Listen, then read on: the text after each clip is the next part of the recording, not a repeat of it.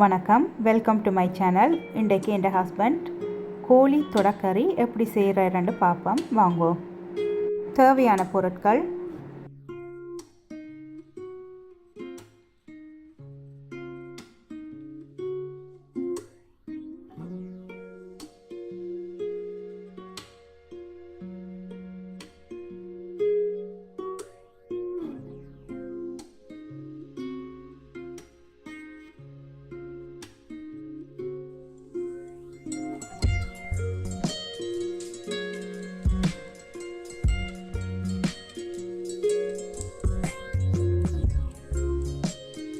சட்டி இப்போ சூடாயிட்டுது.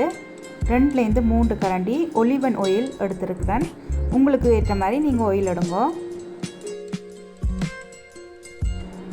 இப்போ பட்டை, ஏலக்காய், கிராம்பு, சின்ன சீரகம், பிரியாணி இலை எல்லாத்தையும் சேர்த்து கொஞ்சம் வதக்குவோம்.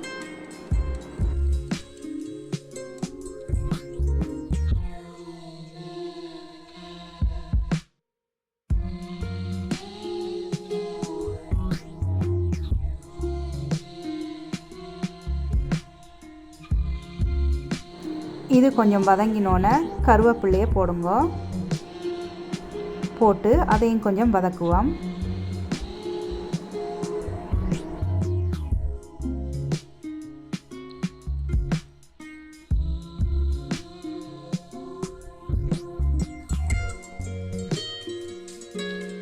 கருவேப்பிலை வதங்கினோன்னே வெட்டி வச்ச வெங்காயத்தை போடுவோம்.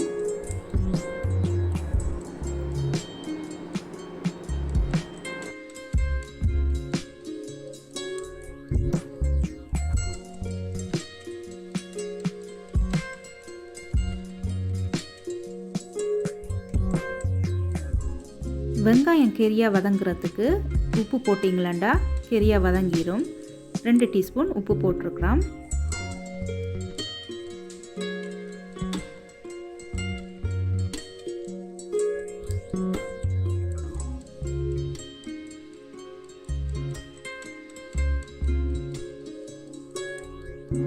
இப்போ கொஞ்சம் வெங்காயம் வெந்துட்டுது. இன்னும் கொஞ்சம் வேகணும். கொஞ்ச நேரம் மூடி அவிய வைப்போம்.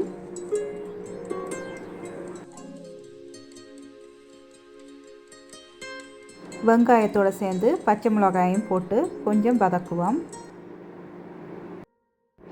வெங்காயம் பச்சை மிளகாயும் அவிஞ்சோன்னே இப்போ தக்காளியை போடுவோம். போட்டு கொஞ்சம் வதக்குவோம்.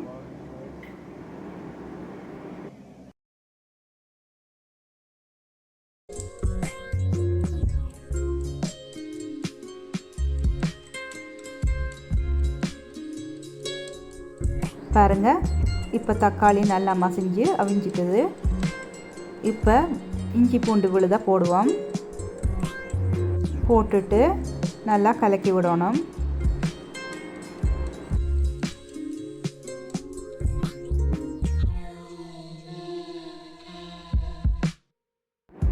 இஞ்சி பூண்டு விழுதை நல்லா பச்சை வாசனை போகிற வரைக்கும் வதக்குங்கோ. வதக்கிட்டு தூளுகளை போடுவோம். இப்போ மஞ்சத்தூளை முதல் போடுவோம்.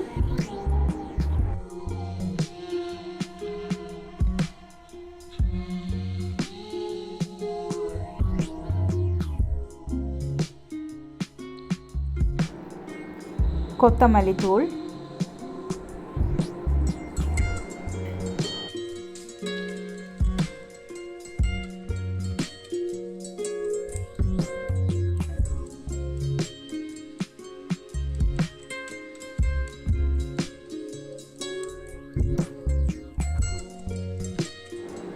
இப்போ மிளகாத்தூளை போடுவோம்.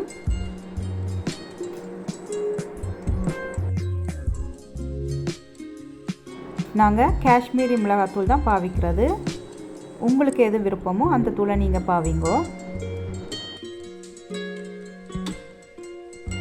இப்போ கொஞ்சம் தண்ணி ஊற்றி வதக்குவோம். நிறைய ஊற்ற தேவையில்லை, கொஞ்சம் கொஞ்சமாக ஊற்றினா காணும்.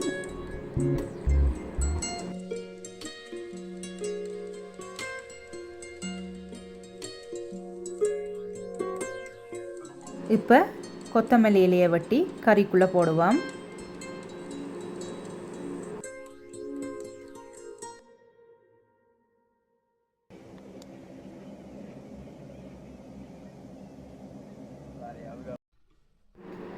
அடுத்தது கரம் மசாலா போடுவோம். போட்டுட்டு நல்லா மிக்ஸ் பண்ணி விடுங்க.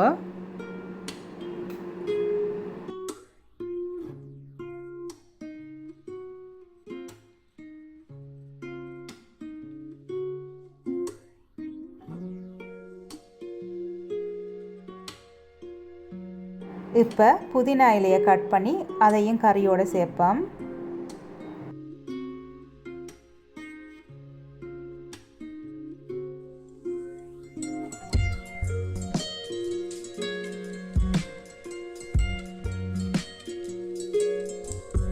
எல்லாம் வதங்கி வந்தோன்னே வெட்டி வச்சிருக்கிற கோழிக்காலை சேர்த்து மிக்ஸ் பண்ணுவோம்.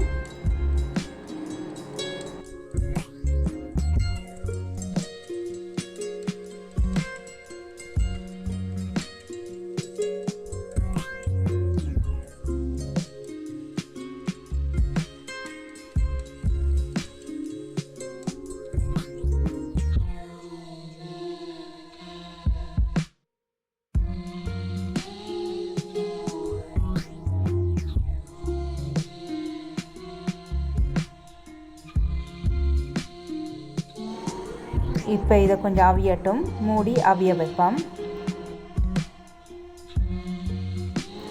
5 நிமிஷம் கழிஞ்சோன்னே திருப்பி ஒருக்கா பிரட்டி விடுவோம்.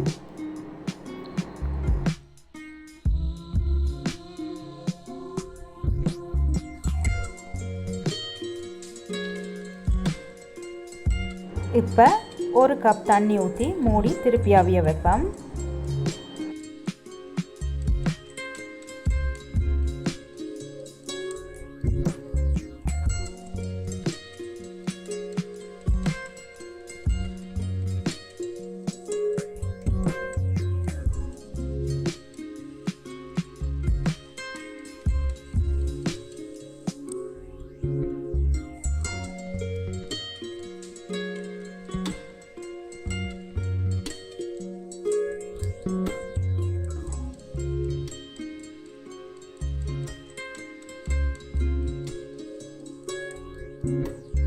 இப்போ கறியோடு சேர்க்குறதுக்கு உருளைக்கிழங்க வெட்டுவோம். உருளைக்கிழங்க கறியில் சேர்த்தா ரொம்ப டேஸ்ட்டாக இருக்கும்.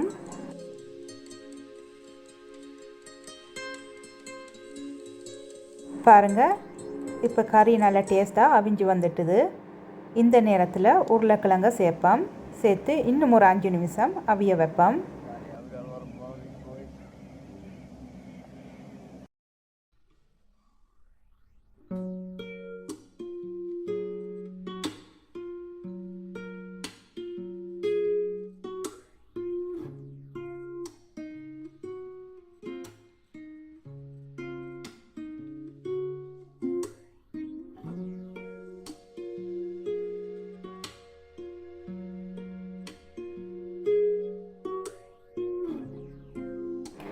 கறியை இறக்க போகிற நேரத்துக்கு முதல் கொஞ்சமாக மிளகுத்தூளை இடித்து கறியோடு சேர்த்துக்கொள்ளுவோம்.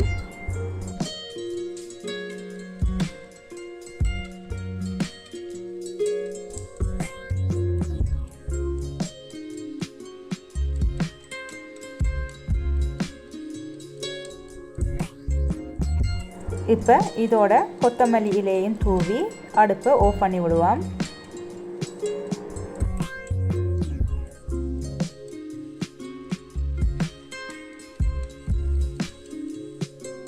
பாருங்கள், என் ஹஸ்பண்ட் செஞ்ச கோழி துடக்கறி நல்ல டேஸ்ட்டாக ரெடி ஆயிட்டுது.